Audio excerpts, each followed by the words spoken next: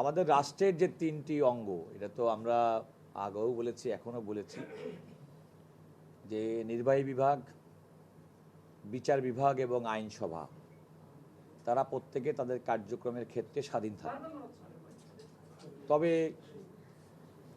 এটাও সত্যি যে রাষ্ট্র পরিচালনার ক্ষেত্রে একটা রাষ্ট্র অত্যন্ত সফল এবং সুন্দরভাবে চলবে যদি এই তিনটি অর্গানের মধ্যে যেন একটা সুসমন্বয় থাকে।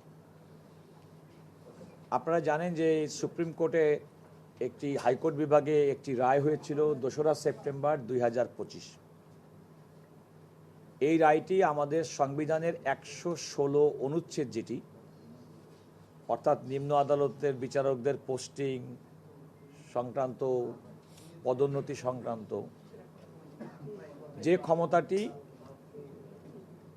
আমাদের বর্তমান সংবিধানে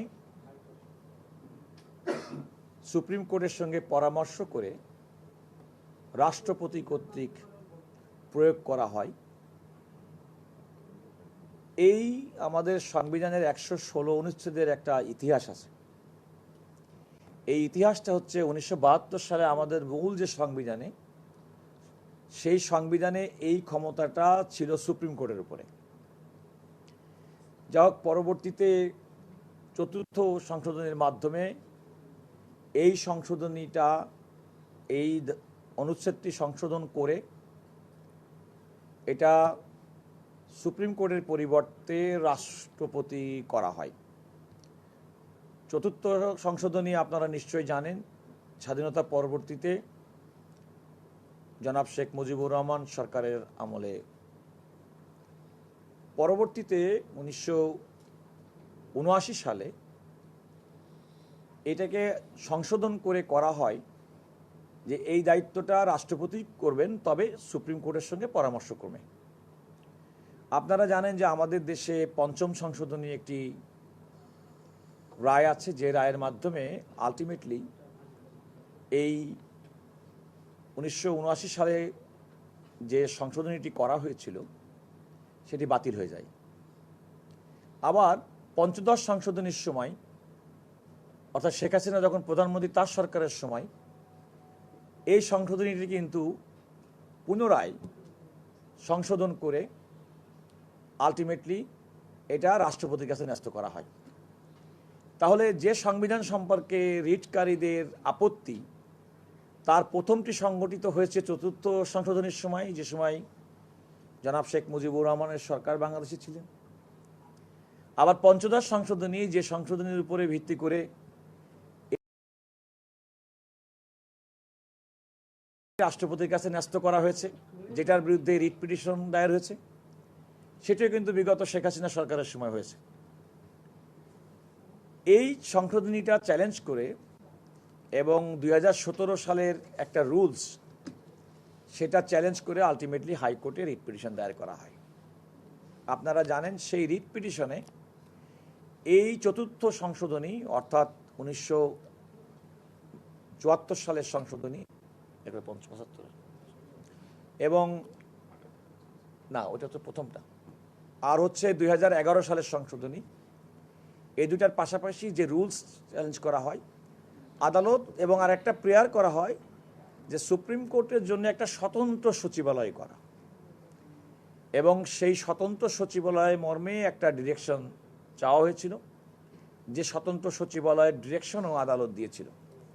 এই রায়টি প্রকাশিত হয়েছিল 2রা সেপ্টেম্বর 2025, অন্তর্বর্তীকালীন সরকারের সময়।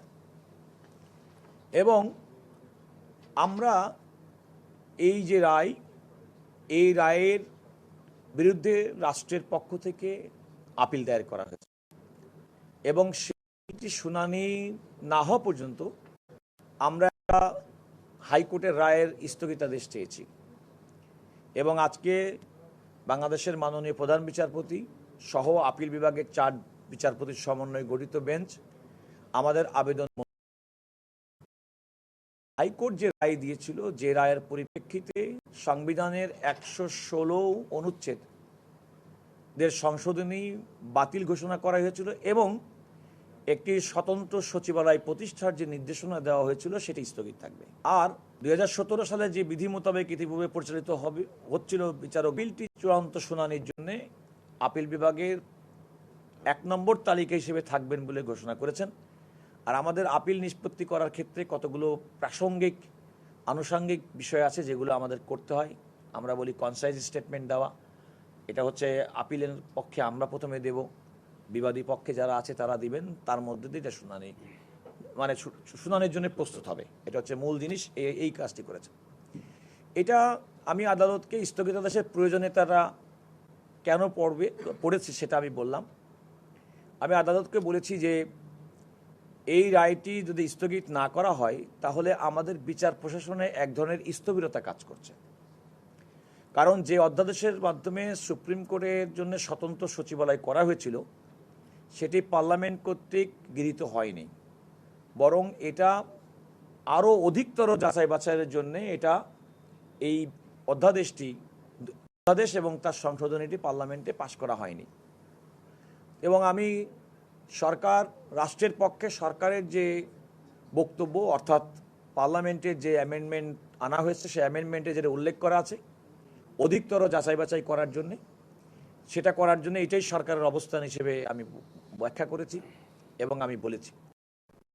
এবং আমাদের বক্তব্যের পাশাপাশি এখানে একজন সুপ্রিম কোর্টের সিনিয়র অ্যাডভোকেট জনাব আহসানুল করিম, তিনি একটা স্বতন্ত্র আপিল ফাইল করেছেন, তিনিও হাইকোর্টে এই মামলাতে ছিলেন। আর এখানে জনাব বদরুল আলম মজুমদারের পক্ষে একটা আপিল ফাইল হয়েছে, যদিও এই আপিলের দায়ের করার সম্পর্কে আমি আমার বক্তব্য দিয়ে বলেছেন তার তো সংক্ষুব্ধ হওয়ার কোনো কারণ নেই, কারণ তিনি তো হাইকোর্টের রায় তার পক্ষে। আর এখানে বিবাদী পক্ষে অর্থাৎ হাইকোর্টের রিট পিটিশনারের পক্ষে আইনজীবী ছিলেন, এখন এখানে বিবাদী পক্ষে ছিলেন জনাব শিশির মনির, তিনিও বক্তব্য রেখেছেন।